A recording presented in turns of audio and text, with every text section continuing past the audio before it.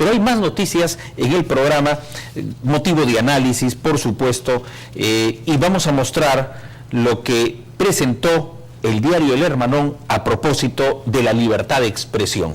Vamos a ver en pantalla, el diario El Hermanón presentó la siguiente nota, ahí la tenemos: amenaza contra la libertad de expresión. Usted, amigo televidente, puede ingresar a www.elhermanon.com y encontrar esta nota para que usted, que está informado, que quiere conocer más detalles, pueda ver efectivamente que hay una amenaza contra la libertad de expresión. En el Perú hay, don César Augusto Dávila, muchísimas organizaciones, ONG, que defienden, dizque, la libertad de prensa u opinión, pero en esto también están calladitas, tendrán su terrenito al sur. Es probable, y siempre que hay silencios, eso se llaman los ominosos silencios, que son tan culpables como las expresiones canallescas. Sería bueno entonces que los amigos de estas ONG que reciben donaciones por doquier, desde distintos lugares del mundo, puedan interesarse en este tipo de casos, ¿no? Y también investigar. Claro, y quizás también resultemos investigando un día el funcionamiento de esas ONG, que según se dice son fundadas sin ánimo de lucro, pero si vamos a sus libros, veremos que hay personas que reciben sueldo no solo por presidirlas, sino por asesorarlas.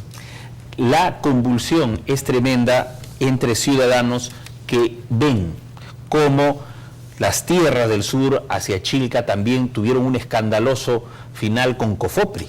Sí. Y personajes y funcionarios de Cofopri estuvieron pues festinando los terrenos en esa zona.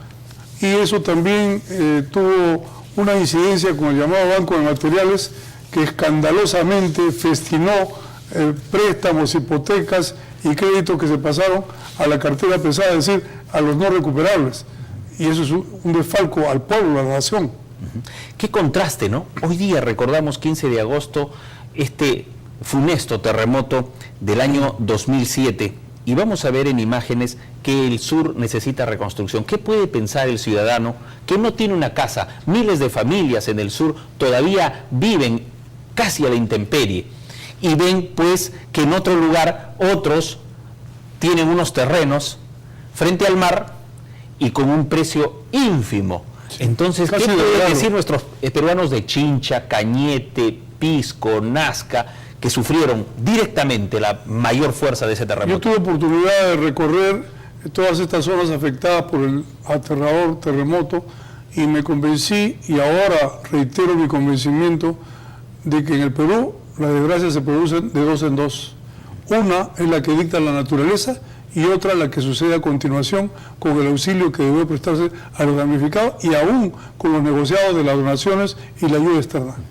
¿Cuánta gente que se quedó sin casa en Pisco vino a Lima porque perdieron papá, mamá o perdieron hijos? Y algunos han venido a Lima y ellos no tienen la oportunidad de tener un metro cuadrado a 2.68. Es de injusta así la vida. Por supuesto, y también hay otros manejos que no solamente pueden verse desde esa óptica.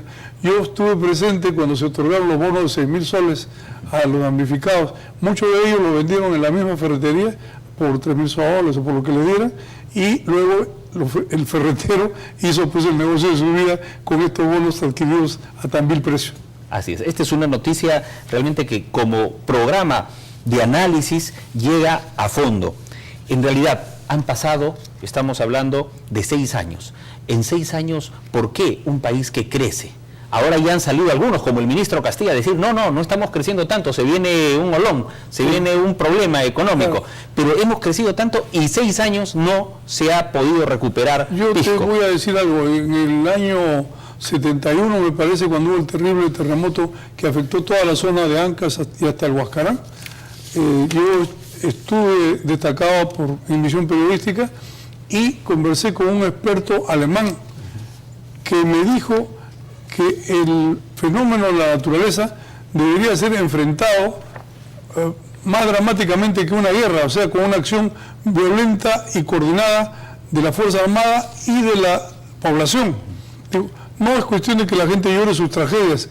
Aquí a los fallecidos se les entierra, a los heridos se les lleva al hospital y todo el mundo coge su pala y su carretilla y se dedica a la reconstrucción o a la provisión de albergues provisorios para lo que va a venir después, incluso cautelando el inicio de plagas, el pillaje y todo lo que sucede después de un terremoto. Vamos a ver en imágenes mi experiencia en Pisco del ciudadano Ego Agurto. Esto lo ha publicado en La Mula y es muy sentido lo que dice ahí y muy interesante. Vamos a ver en imágenes mi experiencia en Pisco. ¿Qué dice este ciudadano? Dice: luego de 6 años del trágico terremoto, regresé a uno de los lugares más afectados y la sensación que me quedó fue que en algunas zonas no se priorizan los servicios básicos como la salud. Ahí tenemos este documento. Esta es una foto que nos muestra realmente el drama vivido por esas personas durante el terremoto. Y en este documento, Ego Agurto se plantea y reflexiona lo siguiente: en el Perú, ¿no?, 2 gobiernos han pasado y se han enfrentado entre ellos por la responsabilidad de resolver el problema. En medio de estas disputas figuran personas que aún duermen en carpas y que no tienen acceso a servicios básicos que la salud, y que se ven en la obligación de aprovechar al máximo sus recursos turísticos hasta donde se pueda. Te voy a decir testimonialmente, yo estuve en Pisco por razones de trabajo en ese momento y tuve la oportunidad de ver que a las personas que se les había dado la posibilidad de que organicen unos pequeños campamentos en algunas zonas de Pisco, no sabían cómo hacerlo. Yo, afortunadamente, por mi experiencia militar, les tuve que enseñar cómo se construían las letrinas, dónde se construían las letrinas, cómo se organizaba la jefatura de grupo para la distribución del agua, los alimentos, los recursos y el orden que tiene que cambiar inmediatamente, porque si no se desata el pillaje, que es como la peste y como el miedo. Tú sabes que en una campaña militar el miedo es peor que la sarna, cunde inmediatamente. Por eso a los que tienen shock de temor se les manda a retaguardia, o si en actos de provocación hacen algún derrotismo, sufren penas la ley marcial rápidas. Bueno, entonces yo hice esa labor con este grupo, pero los demás no sabían cómo hacerlo, y así, no sé si será hasta ahora, pero en ese momento tú estabas a 5 kilómetros previos a la entrada a Pisco y el hedor te invadía terriblemente. No sabían que la letrina tiene que cuidarse en determinado lugar, considerando lo cambiante de los vientos, para preservar también del tifus, de una serie de enfermedades que pueden desatarse por la mala ubicación de la letrina, que obedecen a funciones humanas inevitables. Pero seamos sinceros, en esta crítica no solamente se da al gobierno de García, al gobierno de Ollanta ahora, porque no es también un tema del gobierno central solamente, porque cómo han actuado o cómo han desarrollado las actividades los alcaldes, el gobierno regional de Ica, los alcaldes distritales, que son los que están directamente metidos en el problema, tampoco estuvieron a la altura de las circunstancias. De ninguna manera. Yo te puedo decir que fue lamentable su conducta. Se limitaron a comentar cuántos muertos había habido, cuántos heridos, que se desplomó la iglesia, en fin, y en Pisco no había más que 2 hoteles en pie, uno que es el Tambo Colorado y otro que es el monasterio, donde yo me alojé una noche, y es un monasterio que ha sido convertido en hostal, y le dije al propietario: lo único que falta aquí es un fantasma. No, también hay, me dijo.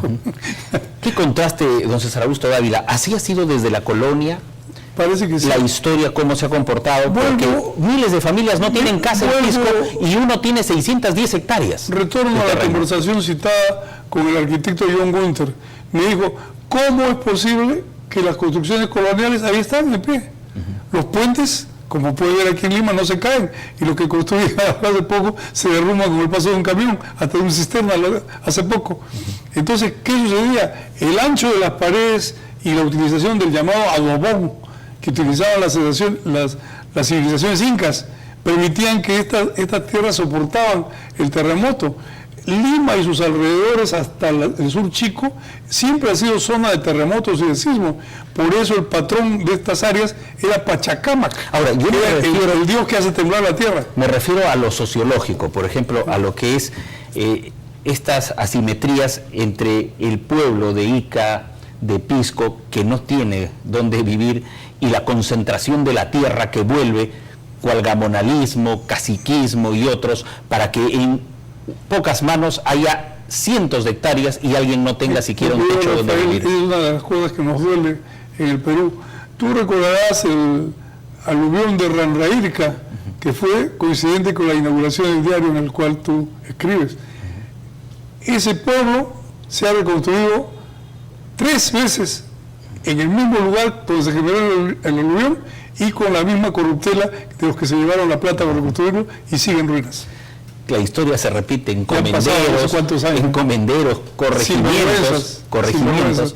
Entonces, hay mucho. Algunos que fueron a la cárcel incluso por Randaírca y por algunas inundaciones de Chimbote y por algunos aluviones. Entonces, el Perú es tierra de corrupción. ¿Qué vamos a hacer? Pero ya hay incluso tratados y libros que hablan al respecto. Correcto.